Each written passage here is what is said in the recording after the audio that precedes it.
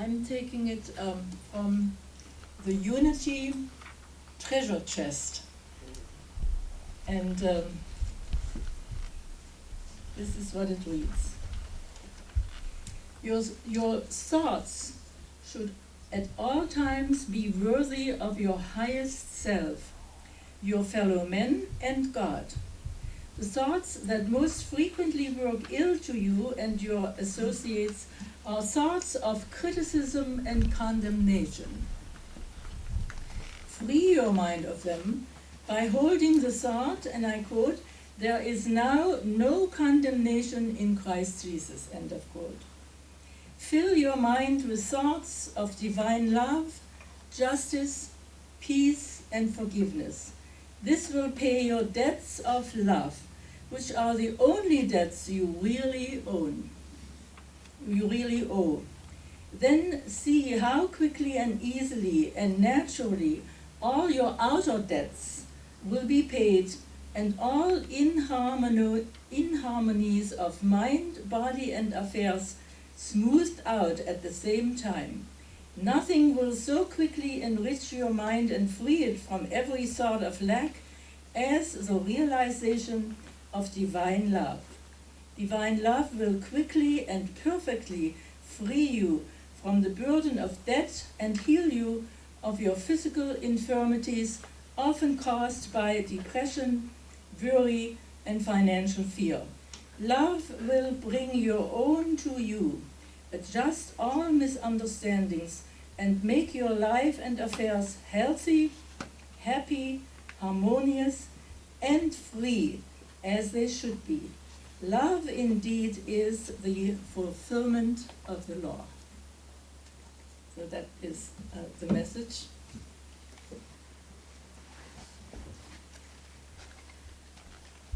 Now let's see. Our speaker is going to do some special things. So I usually do the introduction, and I want to tell you, I know our guest speaker since the 60s. Wow. Holy cow. It was before I knew about the teaching of the inner Christ.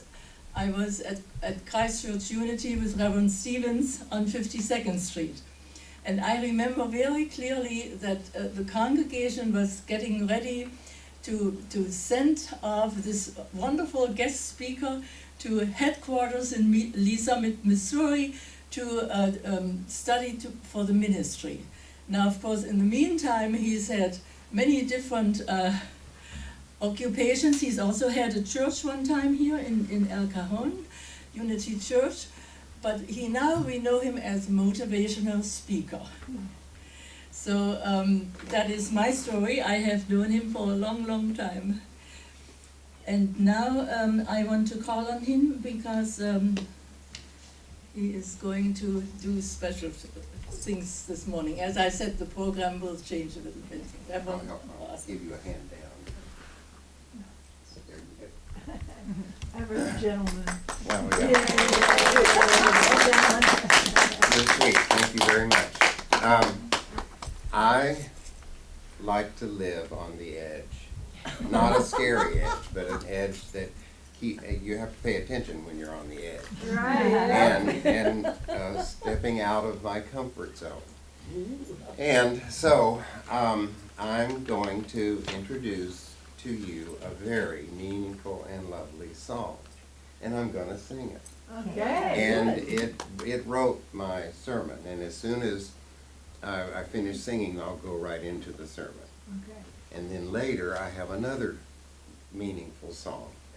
And I'm doing this to push my boundaries and exercise my belief system and my brain. And when you sing, you employ 98% of your brain, because you have to remember the words and the tune and the melody and the beat, and it engages your whole brain. And so I usually sing in saloons at an open mic thing. And I sang this one there too, so. Okay. And so, let's see how this goes.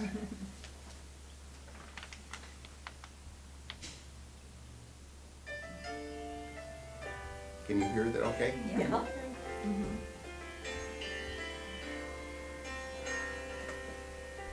I once heard a powerful story about a man who stood in his truth, so convicted in who he was, he could not be moved. Someone stepped out of the crowd and said, "Are you Martin Luther King?" And he said, "Yes, I am." And the well-dressed man spit on him.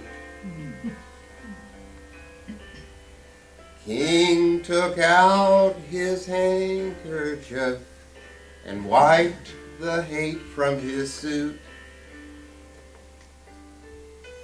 gave it back to the man and said, "I believe this belongs to you.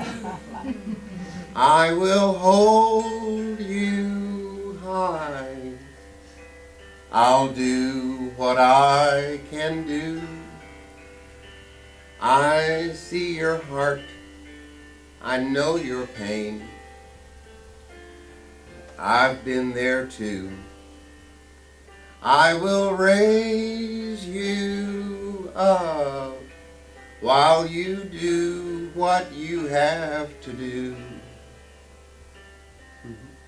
I am clear who is standing here. I believe this belongs to you."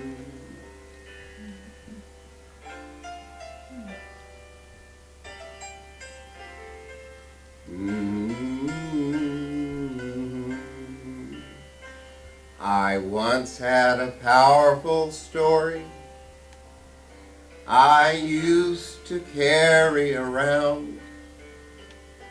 I thought it was you all this time that held my spirit down.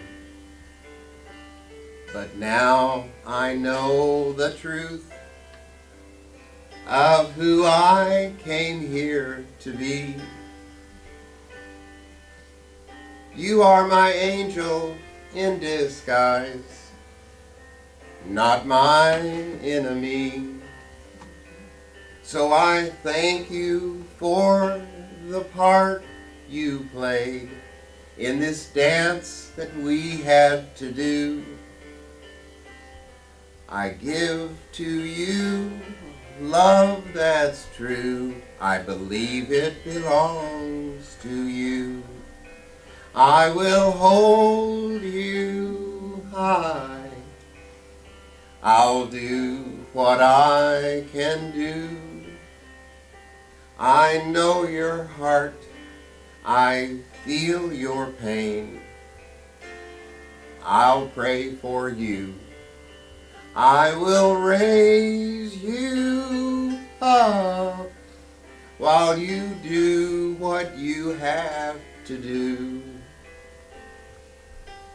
I am clear who is standing here. I believe this belongs to you. I will hold you high while I do what I can do. I know your heart. I feel your pain. I've been there too. I will raise you up while you do what you have to do. I am clear who is standing here. I believe this belongs to you. I am clear who is standing here. I believe this belongs to you.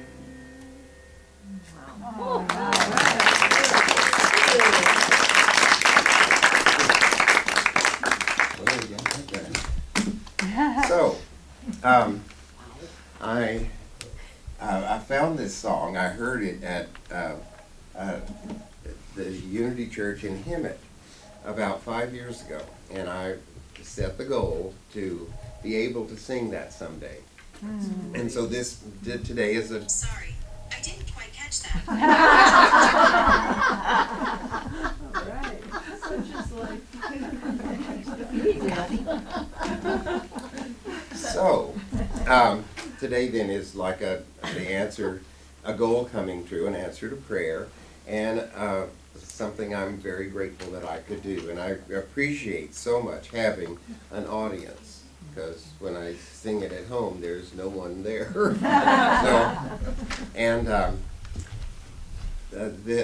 But when I first heard this song, and the words were in the first verse were a little upsetting, what that well-dressed man did. But then I realized there was a great lesson there. So, and I'm thankful for this little song. It's because it's named, I Believe This Belongs to You. And Alexa knows it, and it's on YouTube. And it's meaningful. So, and it has written my sermon lesson for me. So here are some things I would like to elaborate. And so first of all, it is important, and this at Christmas time, when we celebrate the birth of Christ in Bethlehem, we're also celebrating that same birth that takes place in our heart of hearts and in who we really are. It is what we came in with, and it is what we will leave with. And in between coming in and going out, however long that takes, the work is done so that our awareness of that Christ presence grows and expands, and it doesn't become more powerful. It can't become more powerful. It's already there. But we become aware of how to utilize the power to sparkle and shine and be the best that we can be, and put up with things that we don't understand until they've matured to a place where we can figure it out, and to love and to forgive and to rise up.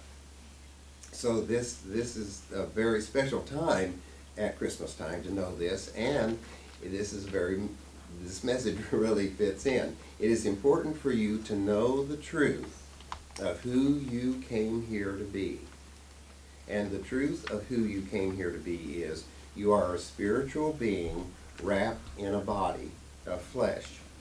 And the spirit in you can find its niche, its perfection, its expression, and make things happen and draw to you what you have need of in order to grow. And some of those things that it draws to you aren't beautifully wrapped at first, and at first we reject them and say, I don't want this.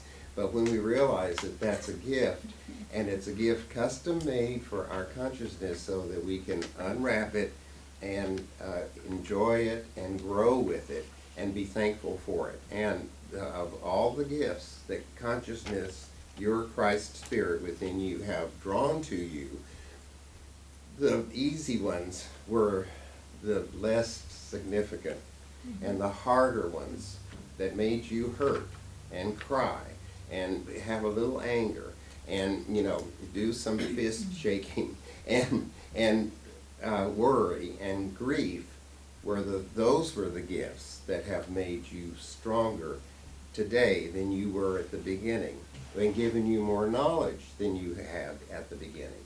So the truth of who you came here to be is, and in our belief system, and anybody that doesn't have our belief system, they're on the path too, and they'll find, and the things they believe in and the church they go to is helping them all along. So it's that none of us, we're all on the same path, we're not superior. But our understanding is we came here to express the Christ, to put it through life, and help have our understanding of it increase and grow. And then that way we will be more loving, more powerful, more prosperous, more aware. So that's the truth of who you came here to be. Then it is important that you stand in that truth. And I'm thinking of stand for something. In Texas they say if you don't stand for something, you'll fall for anything. So we need to stand, and this means to stand. And oftentimes, if you have a difficult situation, or let's say you're calling someone on the phone, and you have to really be assertive and loving, a thing that will help you is to make, while you're making that call, stand. Mm-hmm. And when you are writing your New Year's affirmations and you're planning, do it stand. And the kitchen counter is just perfect for this, because it's just the right height as if you were sitting at a desk. And when you're standing, then there's a flow of energy. And then you want to stand in this truth that is who you are. Then it is be clear who is standing here with conviction in who you are. And so kind of a homework assignment would be for us to realize and think about, who did I come here to be? And how do I put that, what is my self-talk in that? And then how do I stand for that and stand in it? What does that look like? And there have been times in your life when you weren't aware of this, and you didn't work real hard to express it because there were other things to do. But now, at this time, you're more equipped, and it's time for you at this age, in this era of life and the history of the world around us. It is time for you to know the truth of who you came here to be, and then stand in that truth. And when there is a bad situation, you need to see that that is your blessing in disguise. It is an angel unaware, not your enemy. And when we have a body language that we express when we have an enemy or a conflict, or our phone, we can't work it, something, we have a reaction. And then that clogs up the flow of how we could not be angry or resentful or on guard, but how we could let our guard down and be open and receptive and to what's going on, see it as something we can't do or we don't understand, but that we will be able to do it, and we will be able to understand it as soon as we push the resentment and the dislike aside and let love flow through to move it along and let it release its wisdom and its lesson to us, that it won't release if it feels hostility coming from us. So, when it happens, you want to say, you are my angel in disguise, not my enemy. And I give to you the love that's real. I believe it belongs to you. And when you do the giving of love, then you create a flow out of you, so that creates a vacuum, so that more of your good that you've earned and that you deserve comes back to you, heaped up, pressed down, and running over. So, if you can think of a problem that is occurring or a challenge you have, then if you can only think of one, you're real fortunate, because the rest of us have a long list. But if you can see that, then you can go, this is my opportunity. The happy good things, those are all sweet, and they do give me a kind of a comfort zone and a buffer for all this throwing around, bouncing around that life makes me do. But it's in that bouncing around that I grow and acquire the knowledge that I came here to be. So it's like chicks, the little yellow fuzzy kind. And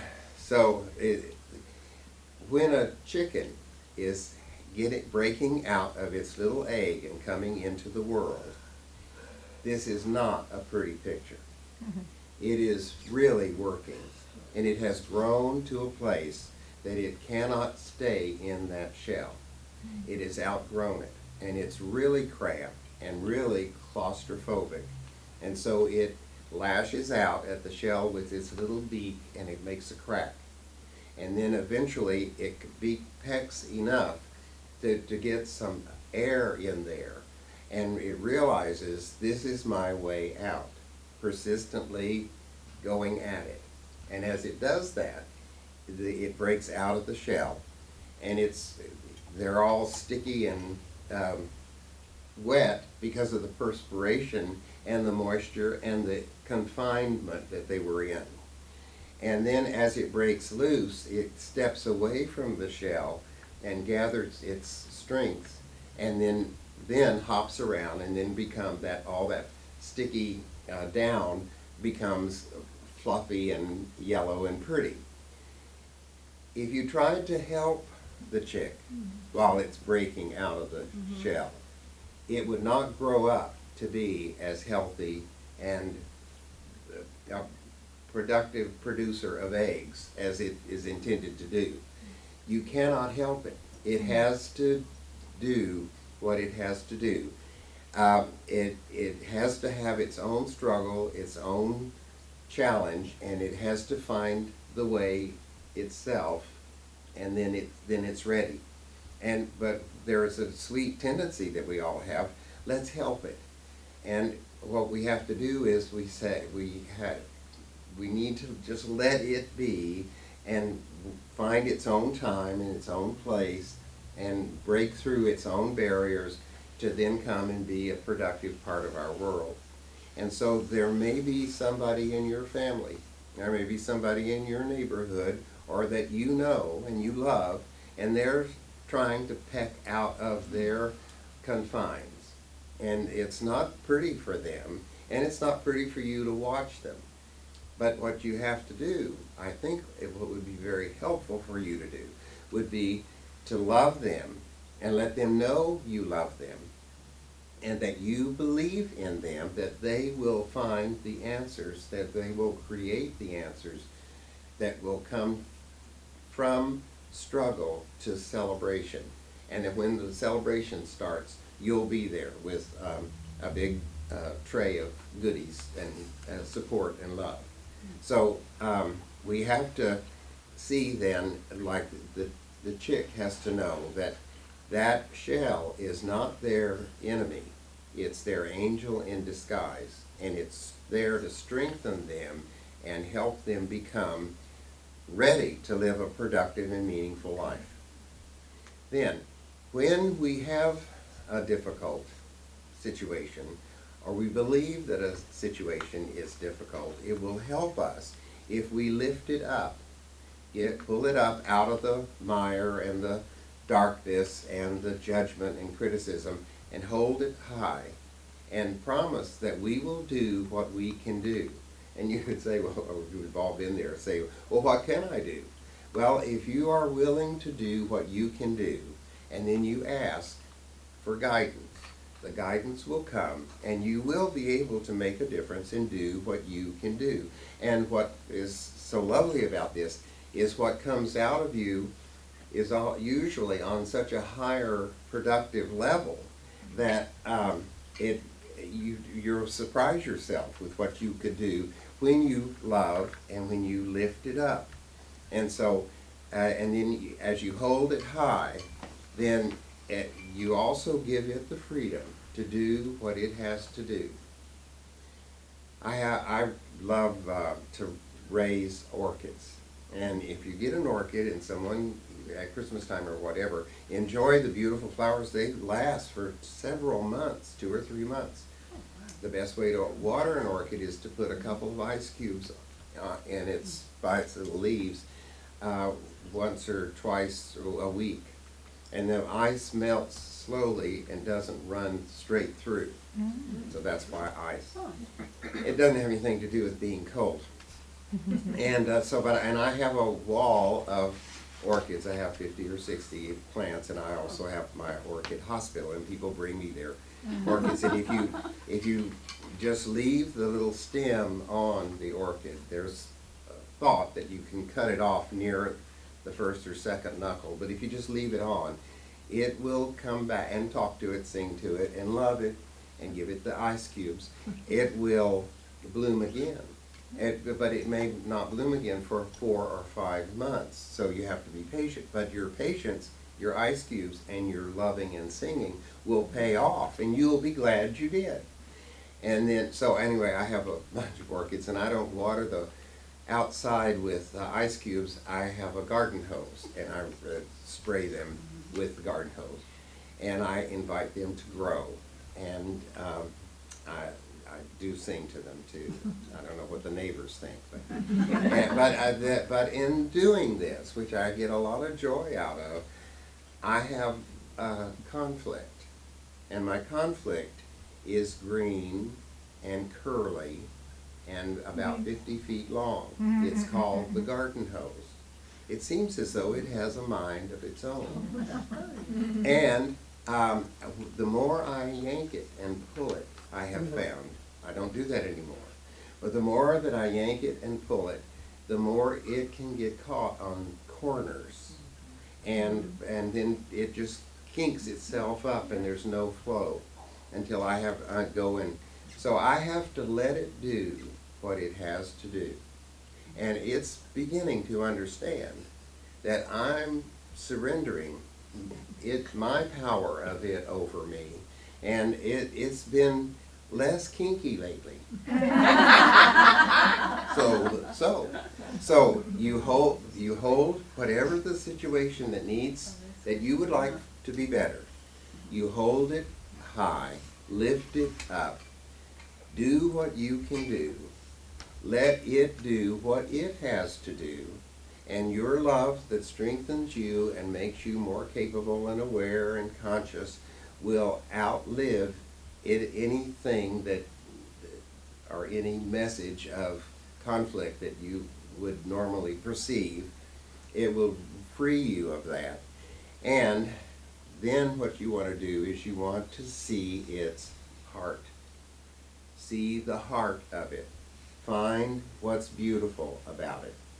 And move everything away from what is in the way of seeing that beauty, and see its heart, and know its pain. You see the chick coming out of the shell.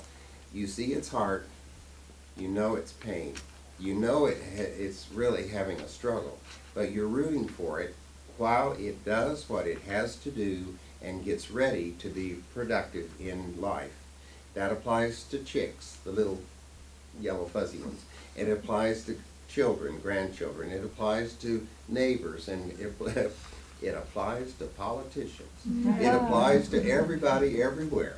And our part to keep us so that when they wake up and they get over it and they become who their struggle is trying to help them be, then we're there to celebrate and know that perhaps our love was very helpful to them. So you see its heart, you thank it for the part it has to play in helping you develop your awareness. Thank you very much. And when something goes wrong, you want to say thank you, thank you.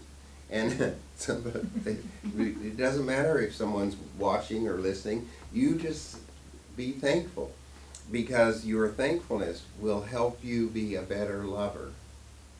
And then also you not only see its heart, but you know its pain, and you can say, I've been there too, and you have been.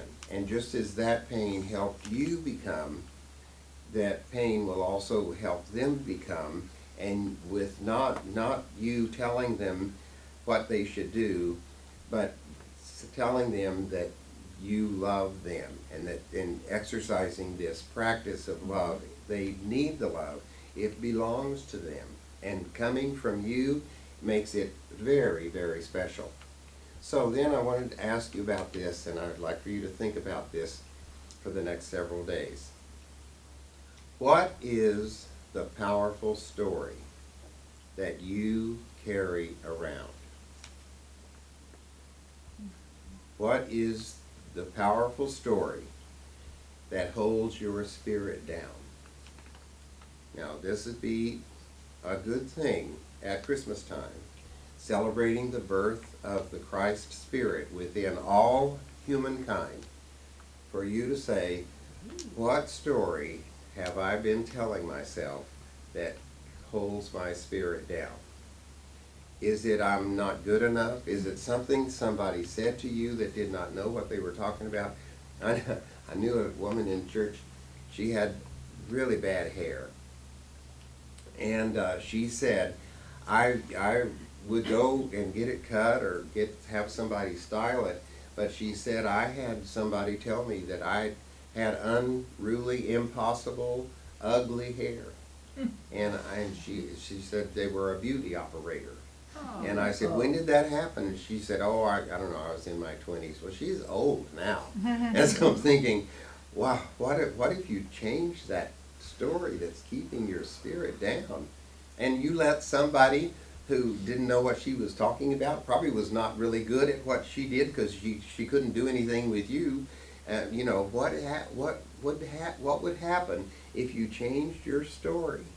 So the woman thought about that and decided that she would change her story, and she hadn't been to a hairdresser because of that bad experience, and you can't blame her.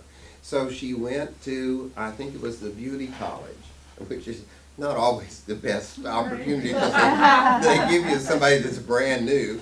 But she went to the beauty college and she said, you know, I haven't had a hairdo in years, decades. Can you fix me up? And they fixed her up, and as a result, just going home, people looked at her different. She looked really good. Her hair was beautiful. Her presence, her confidence. She walked a little straighter up, right? And she felt good.